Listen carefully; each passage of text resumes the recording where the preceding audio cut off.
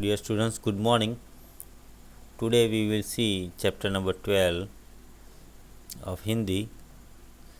The title of the chapter is एक नई शुरुआत, जिसके लेखक है जाकिर अली और जिनको रजनीश के उपनाम से भी जाना जाता है। अब ये इस चैप्टर में क्या है, तो एक नई शुरुआत जो है वो एक नवीन काल्पनिक, वैज्ञानिक और एक अनुसंधान पर आधारित एक रचना है, एक विषय कृति है, वैज्ञानिक संशोधन विषय कृति है। इस कृति में और इस रचना में विज्ञान के एक प्रचलित सिद्धांत पर आधारित दो वैज्ञानिकों के द्वारा मनुष्य के शरीर को तरंगों में रूपांतरित करके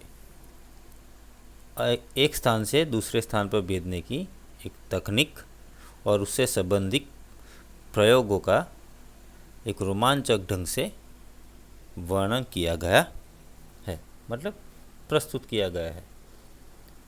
इस चैप्टर में दो वैज्ञानिकों की अद्भुत सिद्धि का वर्णन प्रस्तुत है। Let's start the chapter.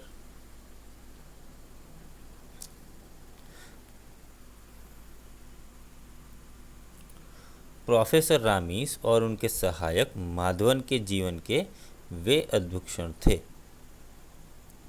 उनके जीवन में आज वह होने वाला था जो अद्भुत ही नहीं, असंभव भी था। मानवता के इतिहास में आज पहली बार मानव प्रक्षेपण यंत्र का परीक्षण संपन्न होने जा रहा था। दो अति शक्तिशाली कंप्यूटरों और द्रव्य विश्लेषण यंत्रों द्वारा निर्मित वह मानव प्रक्षेपण यंत्र दो खंडों में विभक्त था।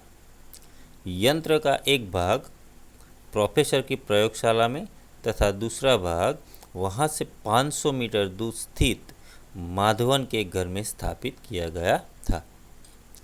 प्रोफेसर रामीस ने कंप्यूटर पर अंतिम कमांड देने के बाद गर्व से स्क्रीन की ओर देखा। उनका चेहरा एक विशेष प्रकार की आभा से दमक रहा था।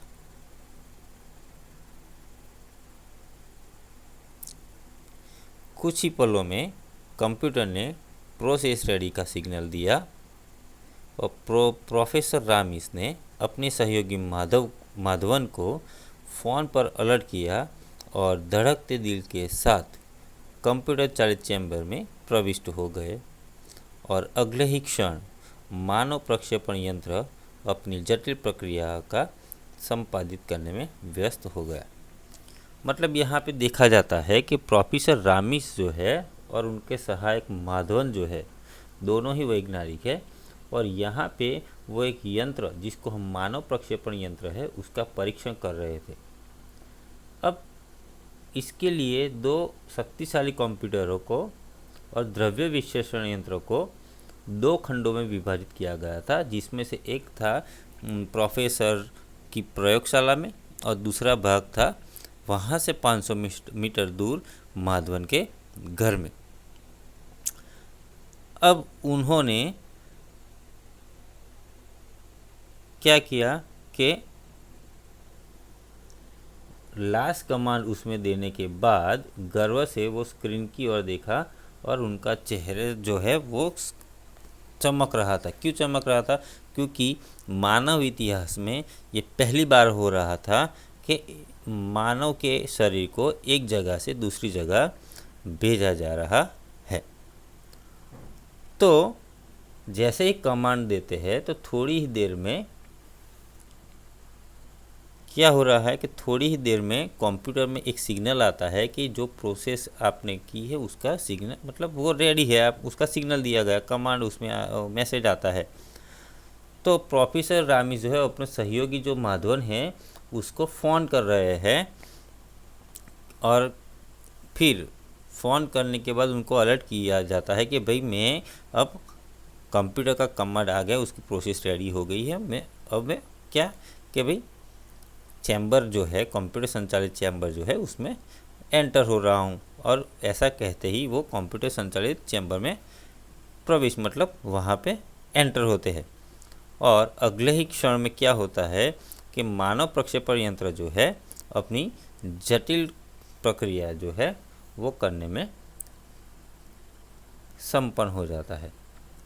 तो आज इनके द्वारा मानव शरीर को एक स्थान से दूसरे स्थान पर प्रक्षेपित किए जाने का प्रयोग संपन्न हो रहा था। और यहाँ पे खुद प्रोफेसर रामिस जो है वो अपने शरीर को प्रक्षेपित करने का प्रयोग कर रहे थे। तो दूसरे छोर पर बैठा हुआ माधवन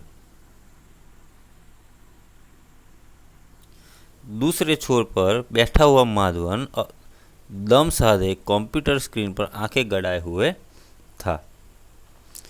प्रोफेसर का शरीर अपने मूल तत्वों में विभक्त होना प्रारंभ हो गया। बस अब कुछ ही क्षणों में की बात थी, लेकिन इस समय माधवन को एक एक क्षण एक एक साल बराबर लग रहा था, और इसी अंतराल के बीच सहसा उसके दिमाग में वह घटना कौंध गई जब प्रोफेसर रामिस से पहली बार मिला था। तो यहाँ पे क्या होता है कि भाई अब ये जो प्रोफेसर रामिस जो है वो मानव प्रक्षेपण यंत्र में एंटर होते हैं।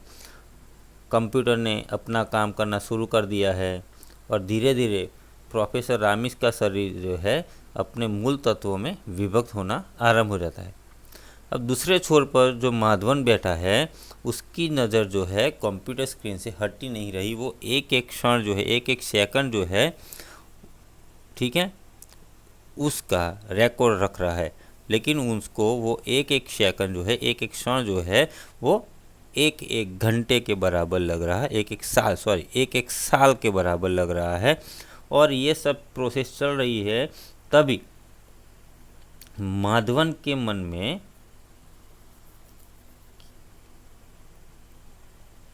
वो जब पहली बार प्रोफेसर रामिस से मिला था वो बात याद आती है। वह ऐसा ही एक गर्म दिन था जब वह प्रोफेसर रामिस के जिगरी दोस्त आनंद मेहता की सिफारिशी पत्र लेकर पहली बार उनकी लैब में पहुंचा। उस समय वे कंप्यूटर में झुके थे, और माधवन का परिचय जानने के बाद प्रोफेसर रामिस ने सहर्ष उसे अपने साथ काम करने की अनुमति प्रदान कर दी। माधवन ने एक नज़र प्रोफेसर के कंप्यूटर पर डाली, पर जब उसे कुछ समझ में नहीं आया तो उसने पूछ लिया, सर, आनंद सर ने बताया था कि आप किसी विशेष प्रोजेक्ट पर काम कर रहे हो। तो यहाँ पे वो जब पहले की बात याद करता है तो वो क्या याद करता है कि वो कैसे प्रोफेसर रामिस से मिला था। वो जब मिला था तो क्या था कि गर्मी की सीज़न थी, मतलब वो ऐसा एक दिन था, गर्म दिन था, और उस दिन जो प्रोफेसर रामिस है उनके मित्र जो है आनंद मेहता, उनकी सिफारिश से ये माधवन जो है वो प्रोफेसर रामिस के साथ काम मांगने के लिए आया हुआ है। और जब वो पत्र लेकर प्रोफेसर रामिस की लैब में पहुंचता है तो वो देखता है कि प्रोफेसर रामिस जो है कंप्यूटर के सामने बैठे बैठे कुछ काम कर रहे हैं, कंप्यूटर के सामने झुके हुए। और फिर माधवन जो है वो प्रोफेसर रामिस को उनका परिचय देता है कि मैं आनंद की सिफारिश से, आनंद मेहता की सिफारिश से यहाँ नौकरी किया, मैंने ये किया है, मैंने ये कोर्स किया है, वॉटएवर एक्सेट्रा एक्सेट्रा। तो माधवन ने जब उनको अपना परिचय दिया तो उनका परिचय लेने के बाद जो प्रोफेसर रामिस है वो माधवन को अपने साथ काम करने के लिए अनुमति दे देता है, मतलब उनको कहता है कि हाँ भाई तुम मेरे साथ काम कर सकते हो। और जब माधवन को अनुमति मिल जाती है फिर माधवन जो है वो प्रोफेसर के कंप्यूटर पर नज़र डालता है, लेकिन उसे कुछ समझ में आता नहीं है कि भाई ये क्या प्रोग्राम है, क्या प्रोग्राम कर रहे हैं, ठीक है। तो आनंद उन्होंने वो हिचकिचा रहा है कि भाई मैं प्रोफेसर रामी से पूछूं कि नहीं पूछूं कि वो क्या कर रहा है, वो मेरे बारे में क्या सोचेगी। अगर मैं पूछूंगा तो वो बोलेंगे तुमको पता नहीं है, ये नहीं है, वॉट एक्सेट्रा एक्सेट्रा, ठीक है। तो फिर भी उनके मन में जो गड़ मसल चल रही थी, उनके अलावा फिर भी उसने प्रोफेसर रामिस ने पूछ ही लिया कि भाई आनंद सर ने मुझे बताया था कि आप कोई विशेष प्रोजेक्ट पे काम कर रहे हो। अब प्रोफेसर रामिस ने माधवन के चेहरे की ओर देखा, जैसे वे यकीन कर लेना चाहते हो कि माधवन से अपने प्रोजेक्ट की बात शेयर की जा सकती है अथवा नहीं। हालांकि माधवन के साथ आनंद की संस्तुति थी, लेकिन फिर भी उन्होंने माधवन की आंखों में झांककर उसे परख लेना उचित समझा। तो जैसे ही जो माधवन है वो प्रोफेसर रामिस को प्रश्न पूछता है कि भाई आप क्या कर रहे हो, मेरे को आनंद ने एक बात बताई कि आप किसी विशेष प्रोजेक्ट पे काम कर रहे हो। तो प्रोफेसर रामिस जो है माधवन की ओर देखते हैं, उसके चेहरे की ओर देखते हैं, और वो ये सुनिश्चित करना चाहते हैं कि मैं माधवन को अपने प्रोजेक्ट के बारे में बताऊं कि नहीं बताऊं। भले ही वो माधवन जो है आनंद की सिफारिश से यहाँ आया है, फिर भी वो हिचकिचा रहे थे, और उन्होंने उसको माधवन को काम पे भी रखा था, फिर भी वो हिचकिचा रहे थे कि भाई मैं उसको अपनी बात बताऊं कि नहीं बताऊं, है ना। फिर भी जो प्रोफेसर रामिस है उन्होंने माधवन की आंखों में झांककर उसे परख लेना ही उचित समझा, मतलब उसकी जांच करना ही उचित समझा कि भाई नहीं, मैं ये उसके बाद बताऊँ कि भाई ये बात फिर आप बाहर जाके किसी को बताएगा तो नहीं, मेरी बात जो ये सीक्रेट है, ठीक है। अभी तो मैं प्रोजेक्ट पे काम कर रहा हूँ, अभी तो मैं सफल नहीं हुआ, फिर भी वो बाहर जाके बातें करेगा कि भाई प्रोफेसर रामिस। तो प्रोफेसर रामिस जो है वो ऐसे प्रोजेक्ट पे काम कर रहे हैं, तो क्या ये बात मैं बताऊँ कि नहीं बताऊँ। फिर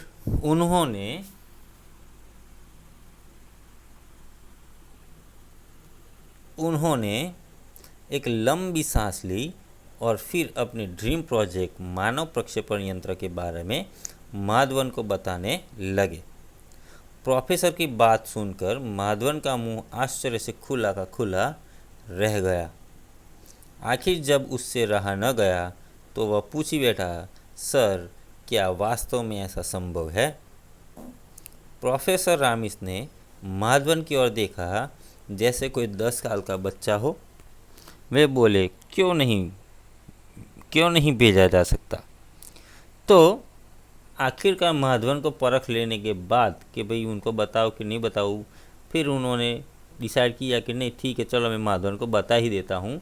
तो फिर उन्होंने एक लंबी सांस ली और माधवन की ओर देखते हैं और फिर बोलते हैं कि ये मेरा एक ड्रीम प्रोजेक्ट है जिस पे मैं काम कर रहा हूँ, और ये ड्रीम प्रोजेक्ट जो है इसकी जानकारी किसी के पास नहीं है। तो ये मेरा ड्रीम प्रोजेक्ट है कि ये एक मानव प्रक्षेपण यंत्र के बारे में, ठीक है, मैं एक संशोधन कर रहा हूँ, ठीक है। और प्रोफेसर जब ये बात करते हैं तो ये बात सुनकर माधवन जो है बहुत आश्चर्य में पड़ जाता है कि क्या ऐसा पॉसिबल है, हाँ। और जब उससे रहा नहीं जाता तो वो प्रोफेसर रामी से पूछ ही लेता है कि क्या ये ऐसा संभव है, क्या ऐसा किया जा सकता है कि मानव शरीर को एक जगह से दूसरी जगह भेजा जा सकता है।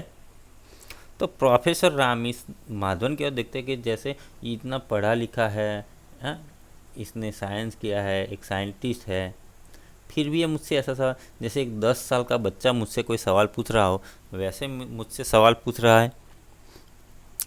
तो फिर वो बोले क्यों नहीं भेजा सकता, साइंस में ऐसी चीज़ें पॉसिबल है, ठीक है, तो क्यों नहीं भेजा जा सकता है। वो अपने आप में कॉन्फिडेंट थे कि नहीं, उनका ड्रीम प्रोजेक्ट जो है वो सक्सेसफुल होगा। कहते हुए प्रोफेसर रामिस एक क्षण के लिए रुके, पर माधवन की ओर से कोई प्रतिक्रिया व्यक्त न होने पर वे रुके नहीं।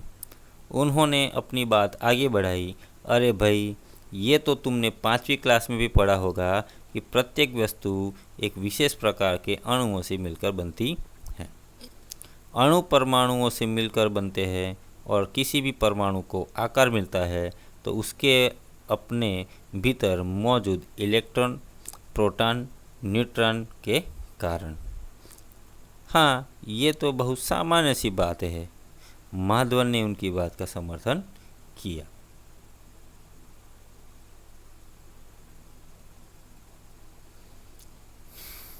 तो जब माधवन पूछता है क्या ऐसा संभव है, तो प्रोफेसर रामिस कहता है कि क्यों, ऐसा क्यों नहीं हो सकता है। तो फिर भी प्रोफेसर रामिस एक क्षण के लिए रुकते हैं कि भाई माधवन कोई प्रतिक्रिया दे रहा है कि नहीं दे रहा है, लेकिन माधवन की ओर से कोई प्रतिक्रिया न देने के बाद भी उन्होंने अपनी बात चालू रखी और उन्होंने उसे ये कहा कि तुमने 5वीं कक्षा में भी पढ़ा होगा कि प्रत्येक वस्तु जो है एक विशेष प्रकार के अणुओं से बनती है, एटम्स जिसको हम बोलते हैं उससे बनती है, और अणु जो है वो परमाणुओं से मिलकर बनते हैं। अणु जो होते हैं वो परमाणु से मिलकर बनते हैं। तो और किसी भी परमाणु को आकार मिलता है तो उसके वो परमाणु को आकार क्यों मिलता है, तो उसके अंदर जो इलेक्ट्रॉन, प्रोटॉन, न्यूट्रॉन जो होता है उसके कारण उसे क्या मिलता है, आकार मिलता है।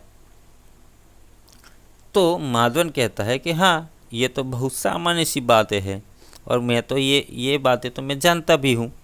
और ऐसा कह के माधवन जो है उनकी बात का समर्थन करता है। प्रोफेसर रामी जो है ना, उसे विज्ञान के विभिन्न सिद्धांतों के द्वारा कैसे समझाया था कि जिस प्रकार वस्तु को मूल तत्व में विभक्त किया जा सकता है और फिर भी उन तत्वों को जोड़कर उसके मूल रूप में उसे पाया जा सकता है, और उसी प्रकार जीवित प्राणी के साथ भी यह प्रक्रिया अपनाई जा सकती है। तो till here we see today. In next part we will discuss more about this chapter. Till that, thank you. Have a nice day.